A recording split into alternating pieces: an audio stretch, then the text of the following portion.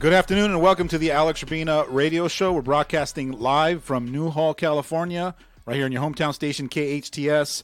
Joining me in studio is my lovely co-host, Ellen Tunick. Thanks for being here today. Thank you. And today we're going to be talking about our fear of being vulnerable is one of the reasons why we're missing out on loving relationships. And when I talk about loving relationships, I'm talking about more deeper, meaningful relationships. Because we can really be in love with somebody and sharing our lives with them on a certain level, right? I'm not going to categorize one level being better than the other because it's not a better. It's more of a... It's an opportunity to have it be deeper, more meaningful, rather than just the level that I allow my fear to get in the way and keep me comfortable at this level. So whatever level you're at, you're deciding this level's good for me. I'm comfortable showing myself at this level, and therefore you and your partner are going to just be able to have the goodies that are born out of that level. But if you really want more deeper, more meaningful relationships, it's going to take for you to be willing to have the courage to become more vulnerable in your interaction, in your conversations, in your ability to relate to each other. When I hear you say comfortable, what comes up for me is control. Well, it's actually an oxymoron because it's, when I say comfortable, I mean you're going to have to be comfortable being uncomfortable. And I know that kind of contradicts itself. Or you're going to have to be willing to just be uncomfortable and see that as your new norm. So when you're uncomfortable, is that feeling of feeling uncomfortable is reminding you that you're outside of your comfort zone and that you're allowing your walls to come down and you're actually taking more risks and you're allowing yourself to be out there on the skinny branches, revealing yourself a little bit more deeper, more intimate. So for example, if you and I have a relationship, a friendship for 30 years, and there's certain things that I don't share with you because I have fears that you're either going to judge me, that you're going to think less of me, right? I have all these fears that are getting in the way. If I bring my wall down and let you in to know some of the things about me or the things that I'm thinking about or things I'm afraid about, if I let you into that zone, all of a sudden my fear comes up. I'm afraid you're going to reject me. So all of those fears stop you from bringing the wall down and letting people into certain zones to get to really know the authentic Alex or the authentic Ellen. And so I need you to be open to the possibility that you have these gates, right? Like different layers of protection. I got gates and locks on those gates and barriers. and barriers behind the gates. Yeah. And so we only let people in our inner circle that we really trust, right? People that have proven to us that they're not out to harm us, they're not out to get us. And those people, we've brought in walls down and we let them into the top 3 tiers or the inner zones, and they know that. For myself, with all the help and talks and everything, I would say that this topic of vulnerability is the most challenging for me. I'm not even sure I'm vulnerable with myself. So how can I let somebody else see my vulnerability?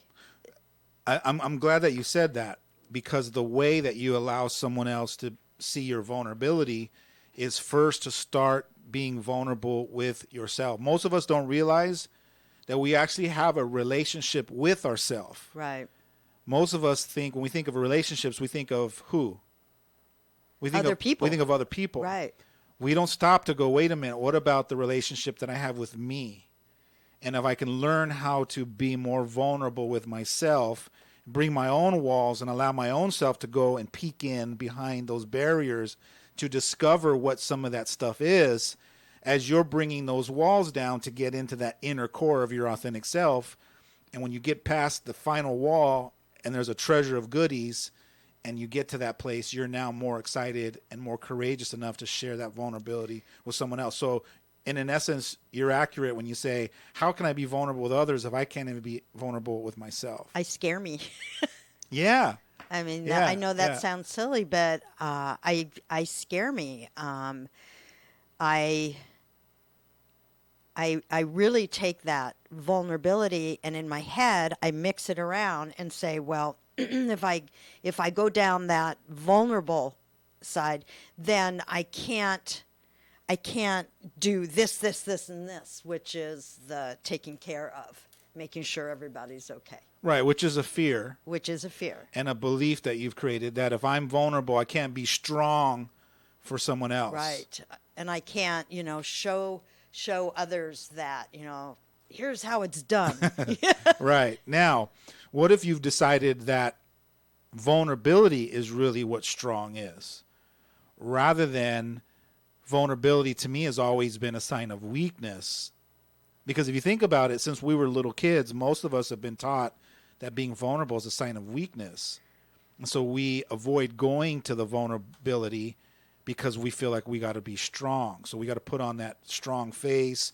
We got to avoid vulnerability at all costs to let everyone know that, hey, I got everything handled. Like I got this. I'm ready to take on everything on, right? That's that strong stance that we visualize. But what I found out through my own journey of vulnerability is that when I allow myself to be vulnerable and bring walls down and let people see that authentic struggle or the fears that I'm experiencing in those moments is what true power is what true strength is. That's what inspires people. And the people that I have in my relationships that I've allowed inside those walls, they really appreciate that vulnerable side of me, and they really respect and honor that I'm willing to let them see that side of me. I want to do that work. I really want to do that work, and it seems that things keep getting thrown at me that I know nothing gets thrown at you wherever you are. You're supposed to be. Things land in front of you. I have such a challenging time just sometimes saying what I feel. Now, what's the belief that you have that's hidden behind those walls that tells you you can't express this? What's the little conversation, the narrative, the sentence?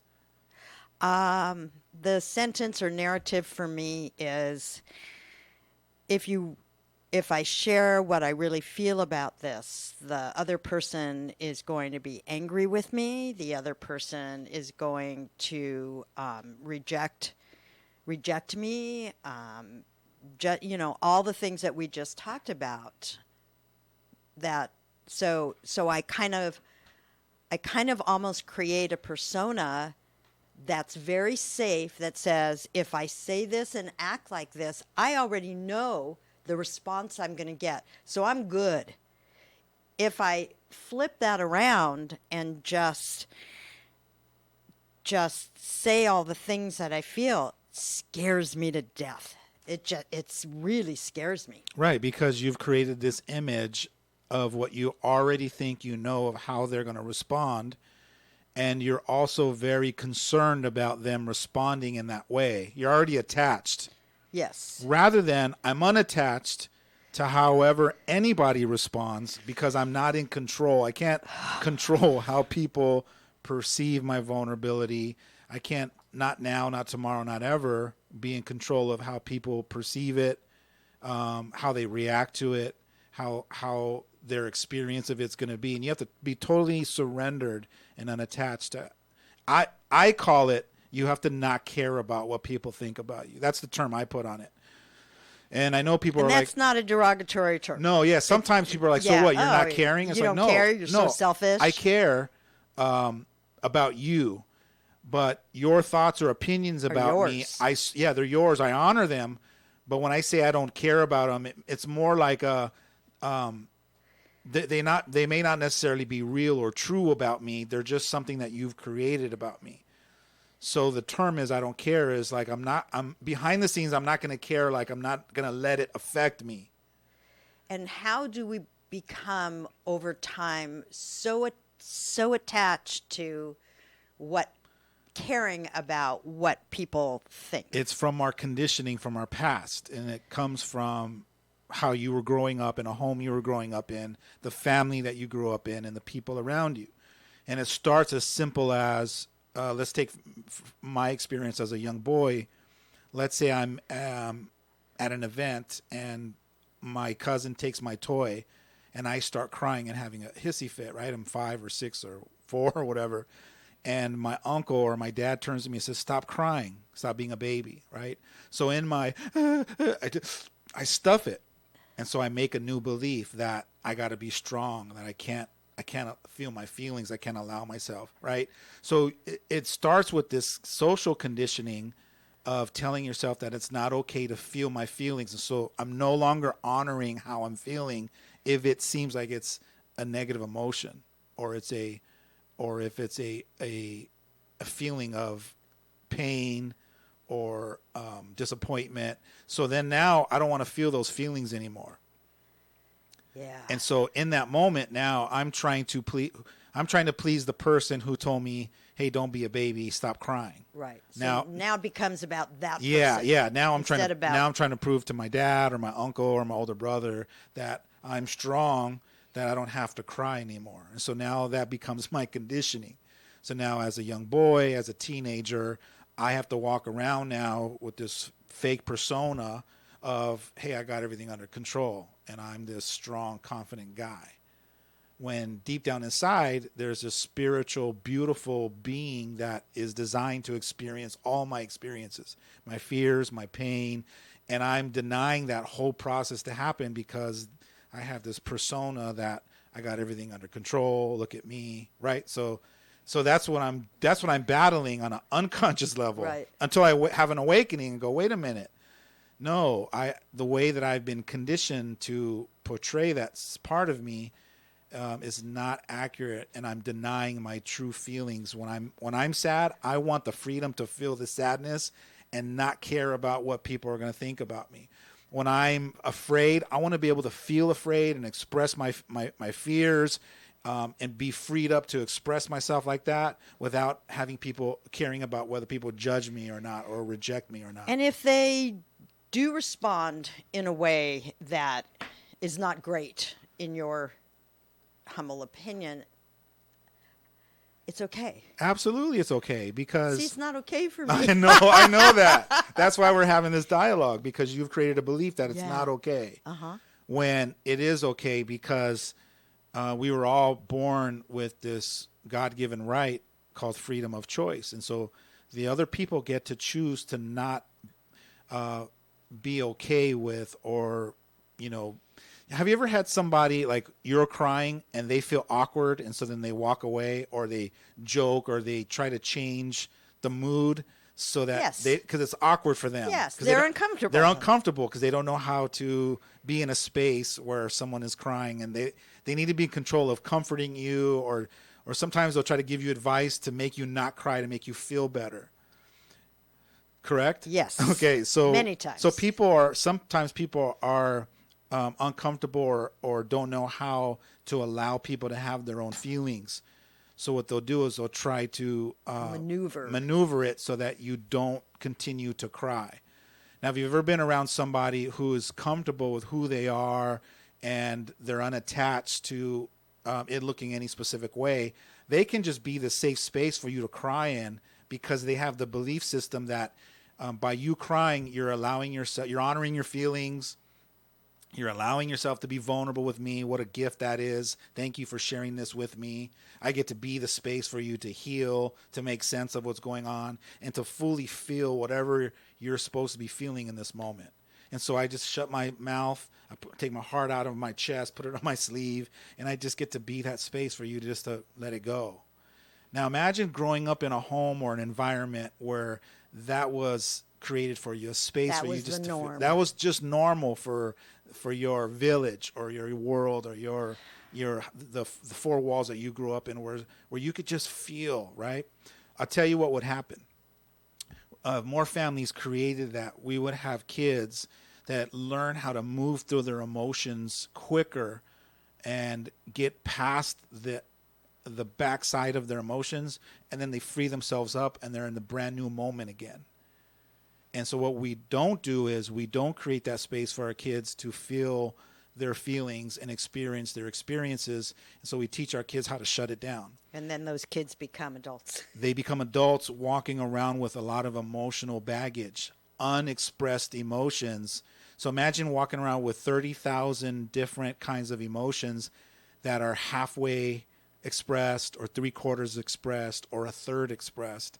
And you're walking around with all this residual emotional baggage, and then you're falling in love with your wife or your husband, going, "Come love me, come be." By the way, come be in a beautiful relationship with me. But no one knows how much emotional baggage people are carrying because they've never really gave themselves permission to fully experience their own experiences and feel their own feelings.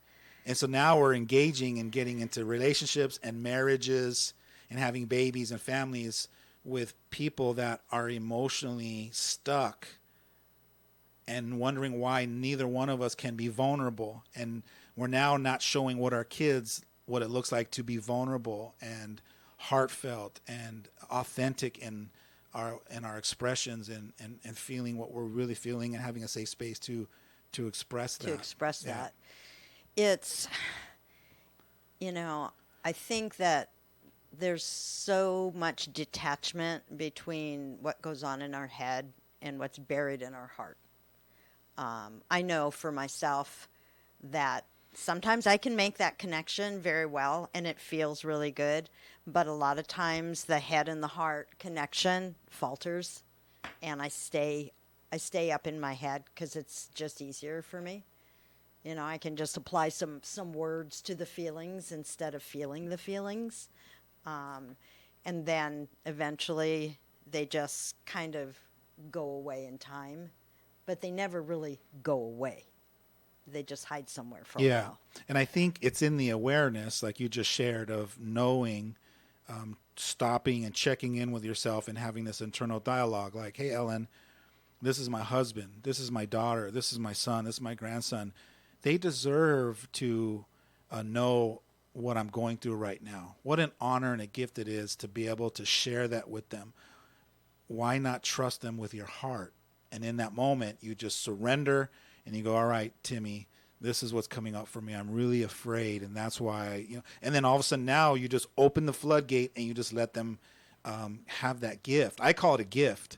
When somebody is vulnerable enough to share their fears, their doubts, their pain, their struggle, their suffering with you, it's a beautiful gift. And that's why when somebody comes to me and they're being vulnerable with me, inside of me, I'm like this little kid, like, yes, thank you so much for sharing this with me. But I also take it as an honor to be that space for them, to help them make sense of what's going on and to heal and to be a part of that, because it's a beautiful moment. I'll tell you what, when we come back from the break, we're going to talk more about being vulnerable and how to take that to the next level and how you could be missing out on this deep, meaningful, loving relationship right here in your hometown station, KHTS. Healthcare can be difficult if you're underinsured or have Medi-Cal. Samuel Dixon Family Health Center can help. Services are available on a sliding fee schedule. The mission of the Samuel Dixon Family Health Center is to give the Santa Clarita Valley access to affordable, quality primary care. There are 3 locations to serve you: Canyon Country, Newhall, and Valverde. Go to sdfhc.org for more information and to find the location most convenient for you. The Art Gallery of Santa Clarita Artists Association, located in downtown Newhall on 6th Street between Railroad and Main, features local members' original artwork with changing exhibits every 2 months. Purchase affordable art for your home or as gifts. Open Friday through Sunday or by appointment.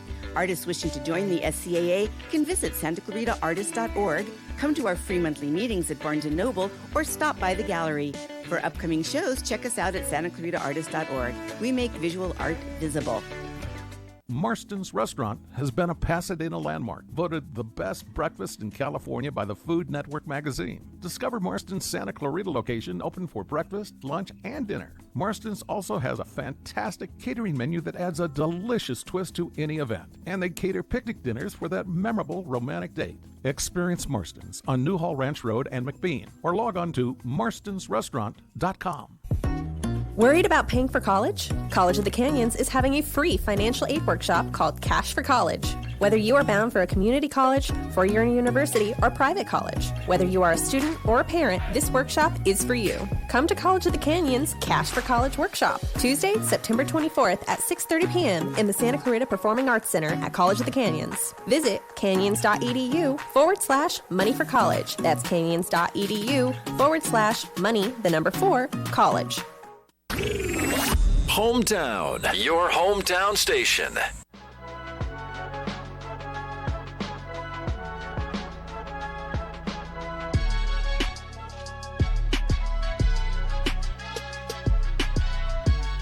And welcome back to the Alex Urbina radio show. Today we're talking about how our fear of being vulnerable is or could be one of the reasons why we're missing out on loving relationships or even deep, meaningful relationships. How can our fears be getting in the way of us being more vulnerable and allowing people into that inner quadrant of really experiencing us in a more an authentic level?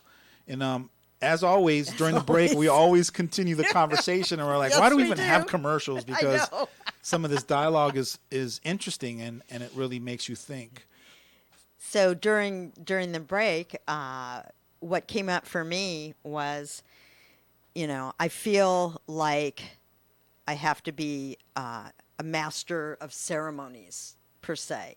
So in my head, it's like, well, now I have to have a choice. I either get to be vulnerable, or I choose to be the master of ceremonies.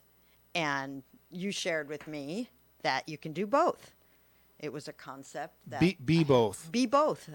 Be both. Because for the last half hour or so, you've used the word do. I don't know Instead if of be. Yeah, because I don't think you're realizing, like earlier when we started, you're like, I want to do that, and you're not realizing that vulnerability is a way of being. So it's more of who you be, not what you do. And you keep using the words doing. And so I'm just correcting you because I'm on your team and I want you to see. There's that, a disconnect. Yeah, vulnerability is a beingness. It's not a doing. Now, master of ceremonies, right? The person that handles all the appointments and handles all that, that's the doingness. Okay. But you don't have to turn off the beingness to do. You can still be vulnerable. You can still be unsure of yourself. You can still be in the fear, and you can still be all that while you do what you're doing.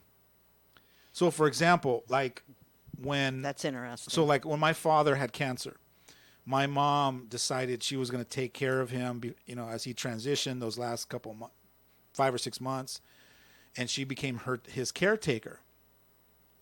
And she had a routine every day of getting up and handling, medicine. The routine. Yeah, medicine, And there were times that I would have to remind her, Mom, it's okay for you to still be in the process of feeling your feelings and going through your own emotional process while you're doing what you're doing. And if we set the context for that, we set the space, we set the kind of environment that supports that, then you should have a more inviting time to go through that. So what it might look like is sit my dad down in the living room, sit my mom and my sisters and everyone that's there, and maybe I bring up the conversation that sounds like this. I want my mom to go through this process with my father, and I want it to be organic for her, and I want her to feel that it's okay to feel her feelings and experience her experiences, so that she doesn't rob herself from going into robot mode while she's taking care of my dad and miss out on some beautiful moments.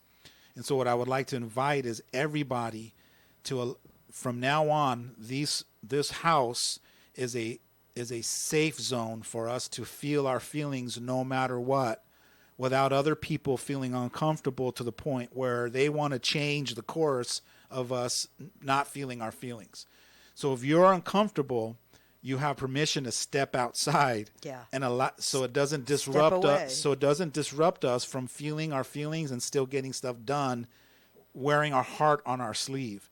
And so all it takes is one or two people to be in an environment where they're uncomfortable, and they can course correct it to where nobody is present and feeling safe enough to feel their feelings and feeling and experiencing their experiences while they're doing the things they still need to do.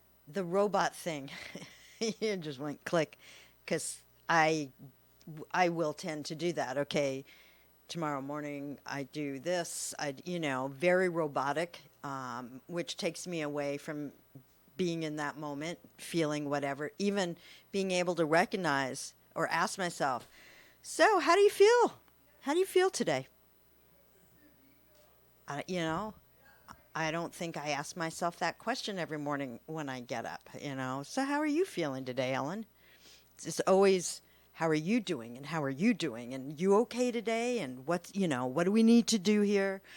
I guess I feel I've robbed myself. Nobody else has done it, but I've robbed myself of going back into that, being in the moment, caring for myself, being with myself, being able to be super sad, super happy, whatever. Yeah. And you deserve to feel whatever you're feeling. That's what freedom is. Freedom is... God, that word deserve. Right? It's heavy. Yeah. It's so heavy. Freedom is you deciding that you deserve to have your own authentic experiences at any given moment, regardless of what other people are going to say or do or respond or react. And that's what freedom is like, I don't care if 1,000 people are here. I'm sad. I'm going to cry. I'm going to have a breakdown right here. Right. But guess what? Out of that breakthrough comes this beautiful new blossoming of new awareness. And I get to live in a brand new moment again, having cathartically released whatever emotion came up for me. I remember reading a book probably about 12 years ago, and it was about how to develop emotionally stable children. And I remember the concept of the book, and the core concept was giving our kids permission when they're young to experience their experiences and feel what they're feeling without projecting our own fears onto them or our own disappointments or our own stuff onto them, but just create this safe space for little Johnny if he doesn't want to clean his room and he's throwing a temper tantrum on the floor. Instead of going, hey, like, stop that. Like, just let him for 10 minutes sit there and cry and throw. Let him get it out. He'll either fall asleep or just pop up and say, what can we do now? Exactly. So now imagine little Timmy doing that, right, for the first time, and having conscious parents that allow that space for him to have that kind of expression. His little hissy fit. Yeah. So what happens is if he does that multiple times in a month or two, that little temper tantrum and that letting all that stuff go goes from 10 minutes to 8 minutes, 8 minutes to 6 minutes to 3 minutes to 2 minutes. And it goes down to 30 seconds, down to 10 seconds. What you're teaching little Timmy is to learn how to run through his emotions, feel what he's feeling, and he's learning how to have his moments and get off of them quicker. To where he can learn how to be, so he's emotionally equipped to feel and then let it go completely full to where it's gone, and so now your emotions run through you. They don't come through and then get stopped and get stuck, and you're not walking around now with all this baggage and all this emotional baggage, carrying that from relationship to relationship. So if you have not experienced that as a young person, and I think many of us did not have that experience. So what happens when you're now, 18, 20, 40, whatever it is? How do you teach yourself now how to have an emotion and get through it instead of hanging on to it, and it's hours, and everybody around you knows you're unhappy? I mean, how can we teach ourselves and our loved ones to do that? It first starts with you in this dialogue or hearing this conversation, for you to say, I want that, what they're talking about. I want that. No, seriously. Yeah. Because we've been on this radio station for a little over 8 years or so, talking about conscious living and topic after topic. And we have people pop on and pop off, and, either they're interested or not.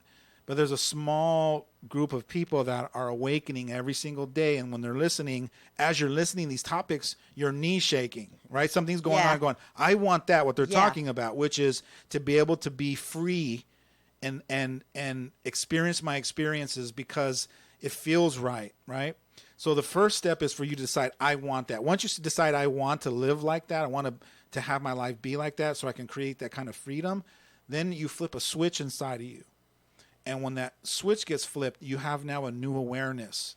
And from that new awareness, you're walking around now noticing how you're interacting in those moments, like you are.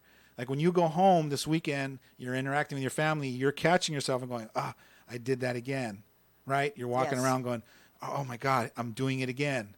So you're constantly catching yourself on the things that are stopping you from being that vulnerable, free woman who can just experience her experiences whenever she decides that she wants to. And I think, once again, I have to start focusing on me and not focus on everybody else. Yes. Now, because you just said that, and I said yes, I affirmed you, now that statement takes a whole new awareness. So now when you go out into your life, you're operating now from that. Now, you said that, I didn't. It gets to be about me. You said, now, again, yes, it does. So now I just affirmed you again. So every time you're making those powerful statements like that and you have someone affirm them, that's why having a life coach open up this possibility for you to step into it and then make the declaration, and then I affirm it for you. You have a whole different level of awareness now. Now, when you go into your life, you have a higher percentage of being more conscious and more aware of having those kinds of breakthroughs in your family and in your home. I think it's really important for me to constantly remember to declare what I need, what I want. Well, you're doing it on the show. And you're not realizing you're doing it had I not pointed it out. But you probably did it 3 or 4 times since we started the show this morning. And why is declaring so important? Because you're the meaning maker to your own reality, and you're the captain of your ship, and you're deciding where you want to go, whether it's consciously or unconsciously. And in this moment, you got some clarity, and out of your conscious declaration of where you want to be living your life, you made a declaration. That's why declarations are powerful. Like, I will achieve this goal. I am a loving, caring, compassionate, understanding father. I am there for my wife when she needs me. You making declarations is a powerful statement to yourself, to the universe, to God, to a higher power, whatever you want to call it, whatever it is for you. You making a declaration is a creative statement. And so now, and then by you saying it and then you actually hearing yourself is like the 1-2 punch combination. And then having somebody affirm it for you is the third level. So declaration, hearing your declaration, and then having someone saying yes, or yes you are, yes you will, is just a powerful creative statement. Creates a tremendous amount of internal momentum.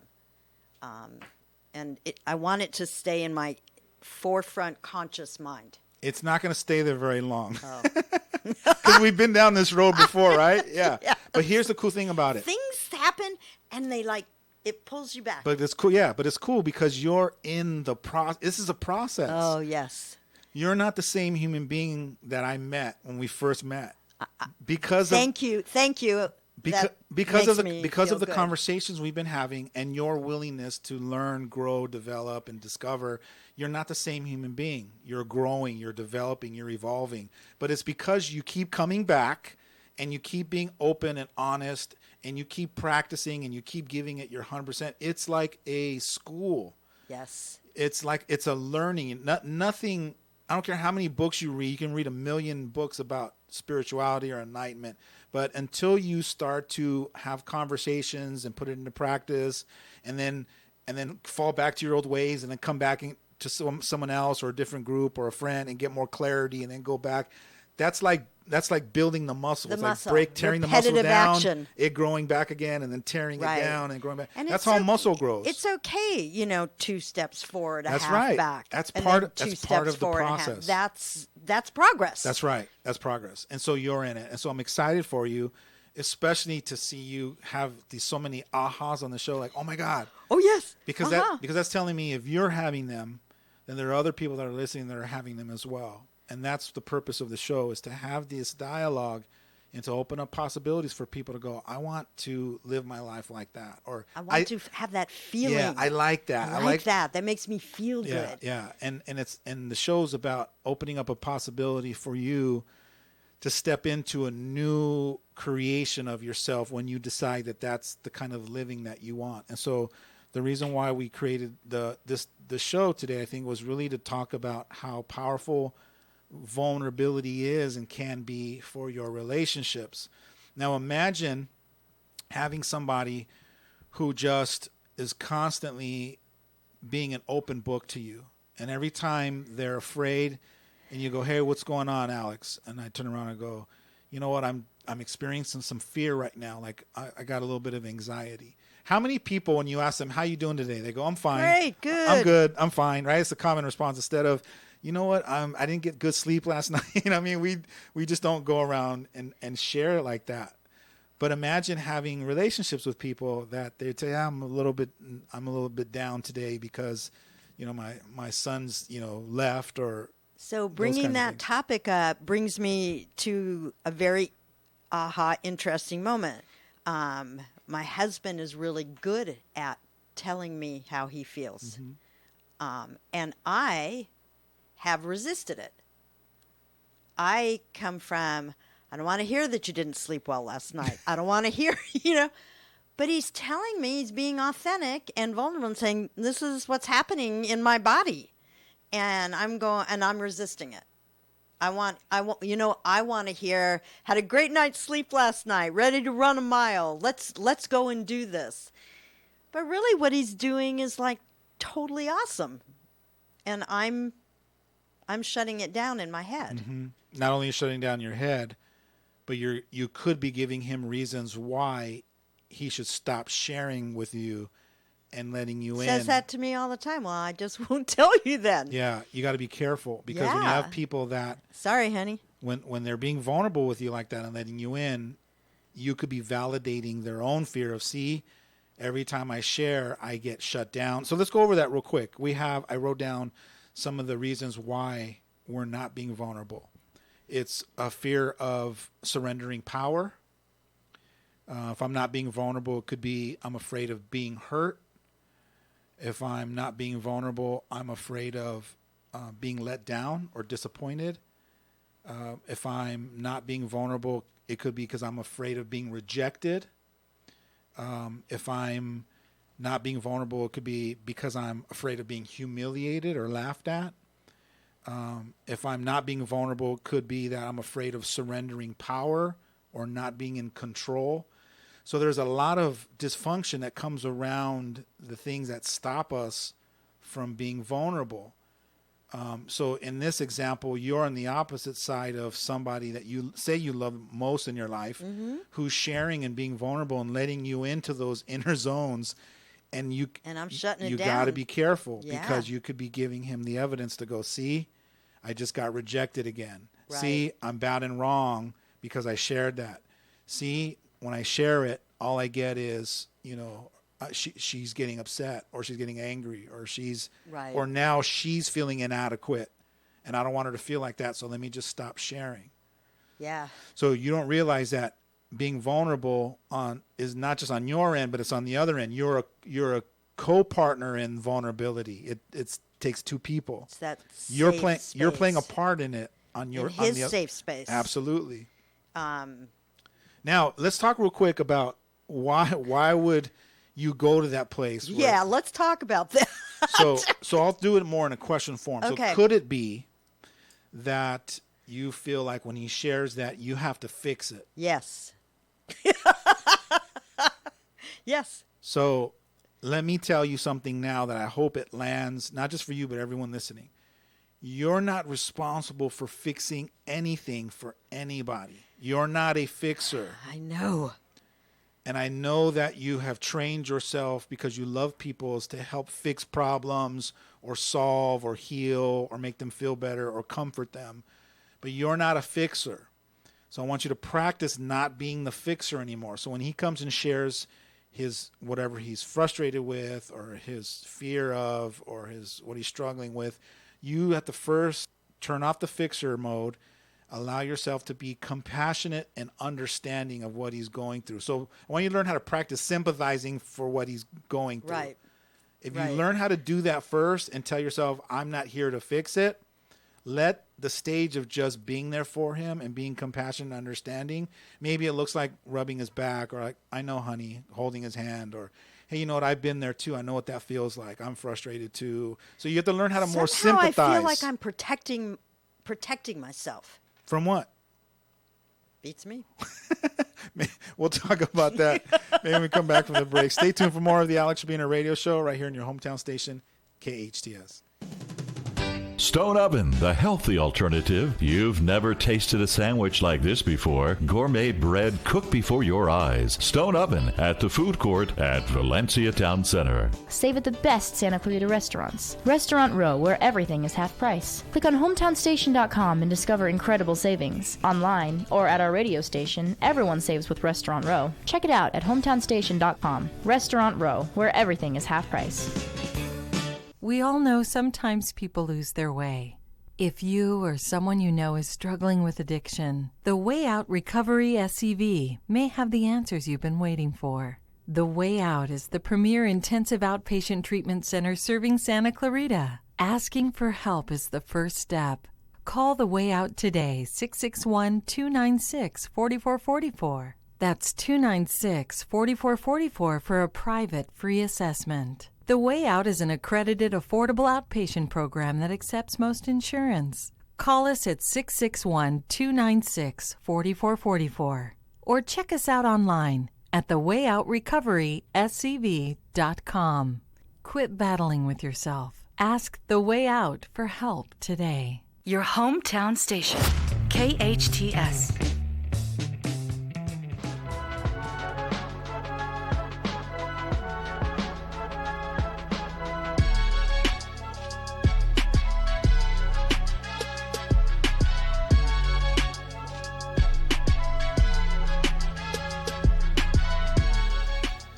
And welcome back to the Alex Urbina Radio Show right here in your hometown station, KHTS. If you missed any part of the show, I think it's a great show talking about some of the fears of being vulnerable and how that gets in the way of us really taking our relationships to a deeper level of really loving and deeper, meaningful connections. If you missed any of the show, you probably want to go back and watch or listen to the rebroadcast. But before we went on a break, when we were talking about your husband, when he gives himself permission to share with you and be vulnerable and let you in to seeing some of the stuff that he's afraid of or things that he's struggling with, that's the vulnerability that he's opening that wall. And then you said to me, you feel like you're protecting yourself. And then I said, protecting yourself from what? And you said, I don't know. But before we go there, let's rewind. When I said he's being vulnerable with you, and then I told you, you don't have to fix whatever he's sharing with you. And you've said that you feel like you have to fix it, right? Everything for everyone. Yeah, yes. I gotta fix it. So then that's your resistance to him being vulnerable. Because once he shares with you, now my knee hurts. You go, oh my God, now I gotta fix your knee, right? So you go into resistance of I gotta fix it. Yeah. Here's another reason why you could be in resistance to him sharing with you and being vulnerable when he's sharing some of the pain or the struggles he's going through. Not only do you feel like you have to fix it, but him sharing and being vulnerable with you might validate to you that you're not doing a good enough job or you're not doing it right. So then then you go into, oh my God, now what? Right? Because you go into like, I'm not doing a good enough job. What do I do now? What else do you want? What else could I possibly do? But if you go back to, it's not your job to fix it. It releases that. It releases the resistance to you, not being that space for him to share and be vulnerable with you, because you want a man like that. Absolutely. Most women that I know want a husband or a boyfriend or someone to be vulnerable, to share that with them. I know as long as I've been married, my wife has constantly and always been asking me, hey, what's going on? Hey, are you okay? Like it's just it's innate in her ability to want to know, hear, just to be a part of what's going on behind what I'm not letting you see. Right. And most women that I know, that they want husbands and partners that are sharing that and letting them in. But if you can't handle it on the outside, you might possibly unconsciously be one of the reasons why they're not being vulnerable and they're not sharing with you. So you really have to be mindful of that. Yes. What if I catch it? It's good if you catch it. But no, what I'm saying is I feel really selfish. I'm be very vulnerable and honest, is that it makes me feel old when all this stuff is going on, and I don't want to go down that road. Down what road? The getting old road. I hate to break it to you, I know. buddy. I'm just being you're older now than you were when I gave you a hug when you walked in the door. You're not going to not get old. So if you're trying to not get old, I'm trying to not get old. Well, if you figure that out, let me know how that works for you, because I might want to take that course, because you're getting old every second. Every breath you take. Yeah, it doesn't matter what, So last show was about my son moving away, right? Right. Guess what? That was a symbol for I'm getting old. He's getting older. The kids we're are getting moving on. on. Yeah, it's life. Yeah, just have the courage to take it on and embrace you getting old. Courage. Have the courage to embrace what's going on. When it comes to that. It's a stage that you're going through. Yeah. Yeah, and if you didn't prep yourself, it's here now. Yeah. Prepping time is over. Yeah. Now it's embracing time. So what happens is when you learn how to just embrace it, then you can let go of the resistance to whatever stage you're in. Yeah. Okay. Courageous. I will be courageous. Be courageous. And embrace. Whatever stage you're at. Really, it's a beautiful thing. Because a few months ago, you were in resistance to retiring, right? Do you see the theme? Yeah. There's a theme going on here. But I love how you embraced, after we had some conversations, there was a different Ellen that popped up. You were excited about it. You had ideas. These are my next projects. So it's the same thing. And I've started on some of those. And I'm excited for you. Now let's take that same mechanism and learn how to embrace whatever stage you are going through in your life. You get to embrace it rather than resist it. Because if you resist it, you're just going to cause more miserableness for yourself. Well, I actually feel miserable in the resistance part because I know what I'm feeling, and I literally can say, this is complete resistance, and it feels yucky. Yeah, you're creating all of that in your resistance. So the trick is stop resisting and surrender that it is what it is, meaning whatever's happening is happening because it's time. Can't control it. It's time for it to happen. And then learn how to embrace it and dance with it and be in the present moment. Because if you're in the present moment, you can't resist anything. You're only resisting things when you go into your head, your monkey mind. Yeah. When you go to your monkey mind, your monkey's up there going, no, why is this? And now, and he said that, you're resisting. It takes you out of your heart. That's right. That's right. When you're present, you're in your heart. Yeah. When you go to your monkey mind, the ego's up there that's having you be in resistance to what is. And that's just the present moment. So practice being more in the present moment. You'll be more in your heart. You'll be coming more from love. And you'll be more apt to embrace what's happening. And I feel a wash. Whoosh. Just wash it away. Yeah. Get some clarity on what's next for you. So now let's do a check-in. Okay. So you came in today, had some eye-opening experiences. You made some declarations. Who does Ellen get to go out and be from this new clarity? What's your next declaration of the ahas you got today and where you want to move from here? I want to circle back into being in my own being in my own presence. I want to be okay with vulnerability, which is one of my greatest challenges, and I will continue until it's no longer a challenge, that it becomes who I am. I'm excited about having that become who I am. I really want, I can't worry about other people, friends, family, kids, whatever. I can't worry anymore about them seeing me in a certain light or hearing something that I've said and responding to it. I mean, I just have to be that person in that moment and not take responsibility for how they respond or react to me. That's their responsibility.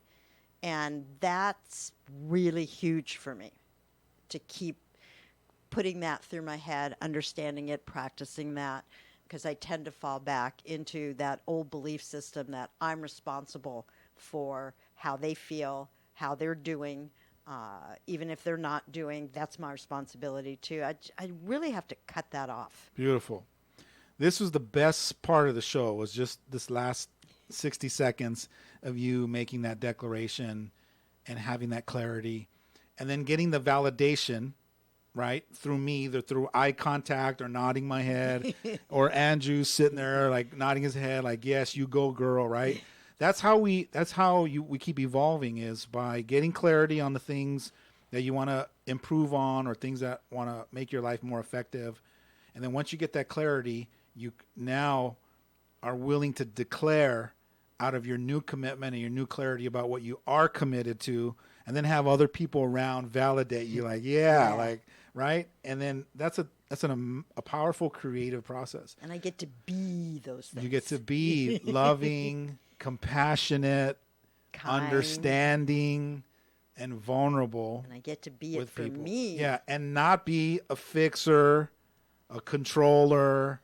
You got to surrender all of that. Or I don't want to be a fearful person. Just embrace what's happening in the moment and learn how to dance with it, instead of creating fearful ideas or concepts around what's happening. Like, why is this happening?